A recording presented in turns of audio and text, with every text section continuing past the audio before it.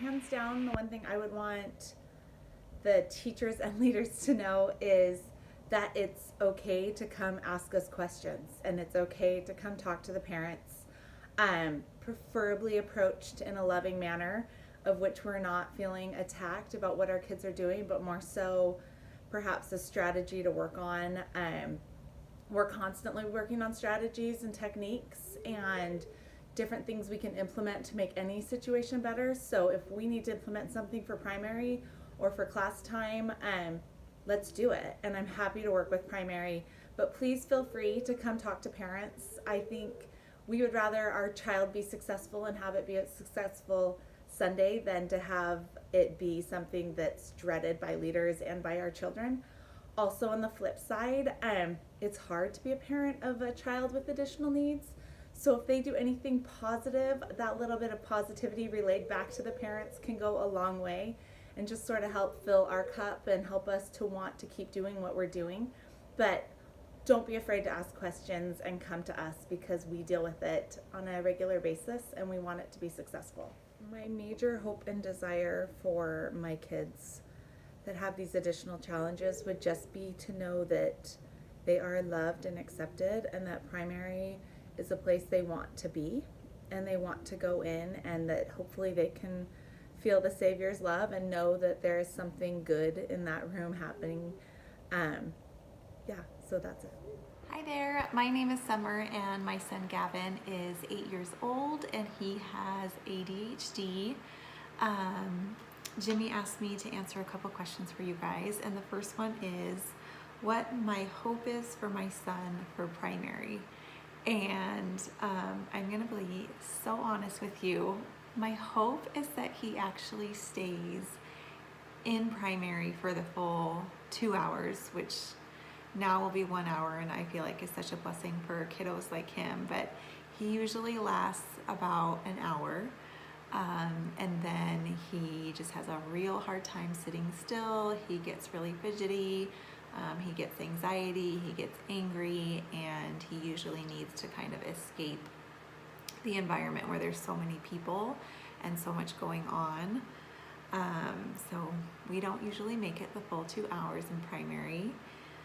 And then my hope for his overall church experience is that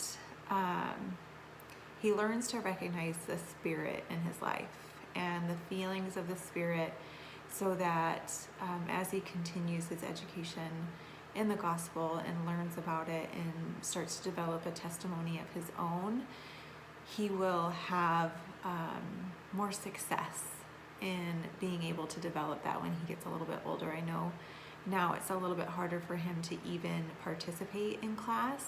So as far as understanding all of the principles and remembering all of the songs and all of the stories, that's something that I know maybe isn't as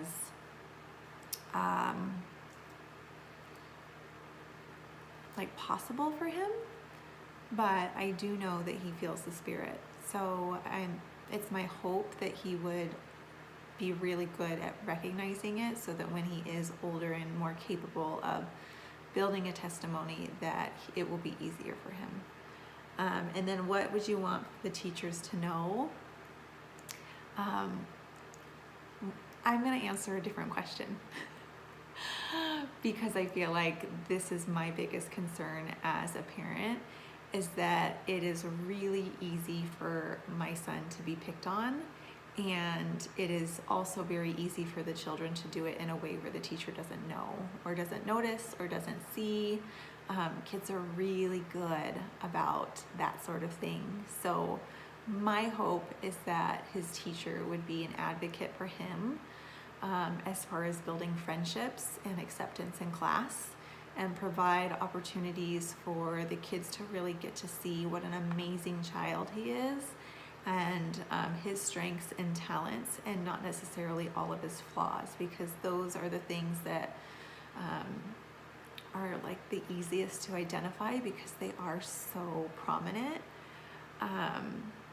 And it's not necessarily that they're flaws, they're just he's different, and his brain works differently, and he reacts differently to things, and he has different strengths than most typical children do. So my hope is that the teachers would keep an eye out for him and kind of protect him from that, and also help the other kids understand his strengths and his talents. Okay, question number 1. All right. What is your hope or desire for your son or daughter in regards to primary Sunday school? We've talked about it, but our number one hope with her always is, well, our number one concern always is safety with her. We want her to feel safe wherever she is. She has limited ability to communicate, so we want her to feel like people around her understand her, that she feels loved, that she feels the spirit, that they are trying to make an active. We don't want her to just be babysat in primary. We want her to participate, even if it's a modified experience for her, and we want her to be taught the gospel to the extent, whatever methods they feel inspired to use to kind of help her do that. Okay, Yeah. number 2. Number 2, what is your hope and desire for your son or daughter in regards to their church experience overall? So these are probably the same what Emily said about the primary, but just overall, like in our case, Marin is able to feel the Spirit, and so we want her to feel the Spirit and be familiar with it. We want her to be able to participate in music. We want her to be able to participate in like the social side of it. So it's important for us that kids understand Marin and kind of know how to interact with her, and we're really lucky with that and the kids that are in her class.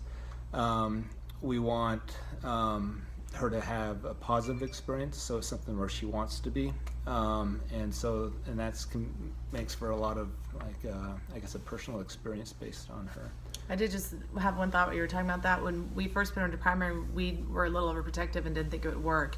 And I think it was our bishop said, like, let other people experience Marin, because we always think of the hard part of it, but we don't think about how it blesses other people's lives. And we've seen her bless other people's lives as far as the kids and the teachers who work with her.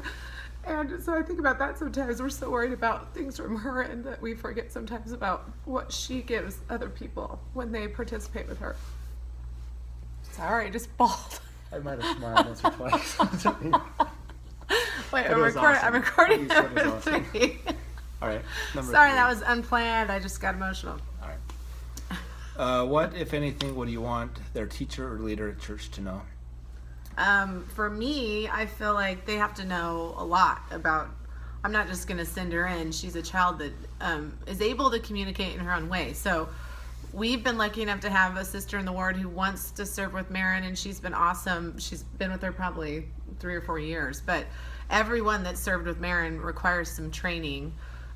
With us as a family, I like them to be aware of kind of what goals they're working at school, if it's potty training, if it's having her use her iPad to communicate. They're kind of an extension, I think, of, our family works with her school and her therapist and all these different things we do to approach, and church is kind of the same thing. It's not like a normal church calling. We've had the experience of having one of the sisters that worked with her realize she had a talent for it and go into special education, so that's her career now. And she's told us, it's falling so hard. Sorry, Jimmy. She told us that in large part it's because she worked with Marin at church and had that opportunity and realized she had a talent there and a passion for it. So it's not just as easy as being called to be a normal child's primary teacher. I think there's a lot more thought and preparation and some training and going by the Spirit that goes into that, because we've had primary teachers do things with her that we wouldn't have ever thought of ourselves that were incredibly effective for her. So I think just one thing to add to that would just be to realize that the teachers have the right to revelation for Marin as being in their class, and we had the experience when she went into nursery where we thought she needed to have a special aid, and the bishopric member over primary said, no, I don't think she does, and we laughed at him, said, you don't really know what you're talking about. Of course she does, we're her parents. And he goes, well, let's just give it a try. And so we did. We gave it a try, and turns out that he was right. She didn't need to have a special aid at that time, and they were able to handle her just fine. And so I think there's things that, as a parent of a special need person, sometimes you have limits that you don't even realize you have as limits. But with a fresh perspective of somebody who's there from a church position, you see things that we'll often miss. And if you go by the Spirit, then it'll be just there will be an opportunity for you to do things for her that we as parents aren't able to do because of our limitations or our view of her. It's true. And I had one more thought while you were saying that. I can't remember what it was now. Oh. Oh, just really quickly. And we don't, as parents of a special needs child, we don't want everyone to have to cater to her. We want her to be involved, but not at the expense of the other children in there feeling the spirit and learning and doing the same thing. We want her to be able to participate, in modified ways she needs to, but we don't want her to be a distraction or things like that to the other kids in there too. So it's really, we want her to be involved, but in a way that's effective for the entire primary. All right. Is that it? All right. So 3 minutes and 20 seconds. Sorry, Jimmy.